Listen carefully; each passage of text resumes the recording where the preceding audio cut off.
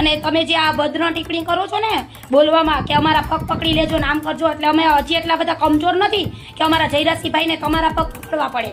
એટલે ખોટી કઈ ચેલેન્જ નહીં દેવી, ખોટી ધમકીઓ નહીં આપવી, અને જો ખોટી ધમકીઓ આપશો તો કોઈ દલિત સમાજ ડરતો નથી. તો ભાઈ નમસ્કાર મિત્રો, ફરીવાર એક નવો વિડીયોમાં તમારું સ્વાગત છે. તો મિત્રો વાત કરી તો તમને બધા લોકોને ખબર છે કે હાલના ટાઈમમાં ગુજરાતમાં ભાઈ ગણેશભાઈ ગોંડલની મેટર ચાલી રહી છે. જેમાં તેને મિત્રો હાલના ટાઈમે સોશિયલ મીડિયામાં એક વિડીયો વાયરલ થઈ રહ્યો છે.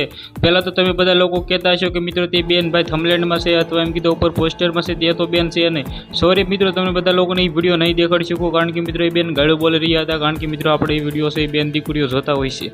જે રીતે મિત્રો વાત કરી તો તમને બધા લોકોને ખબર છે કે ભાઈ ગણેશભાઈ ગોંડલ અત્યારે જેલમાં છે, પરંતુ મિત્રો સોશિયલ મીડિયાનો માહોલ એકદમ ગરમ છે. અત્યારે ભાઈ ઘણા બધા વિડીયો અપલોડ થઈ રહ્યા છે, ઘણા બધા વિડીયો વાયરલ થઈ રહ્યા છે.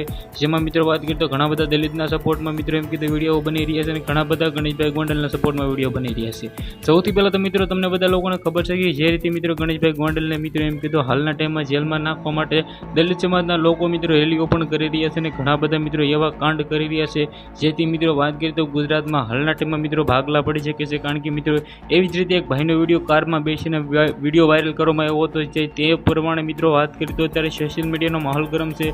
તેના પર ઘણા બધા મિત્રો એમ કીધું ગુસ્સેવાળા વિડીયો વાયરલ થઈ રહ્યા છે. તો વિડીયો વિશે તમારી શું કેવું છે કમેન્ટ કરવાની બિલકુલ ભૂલતા નહીં, જેથી કરીને બધા લોકોને ખબર પડે.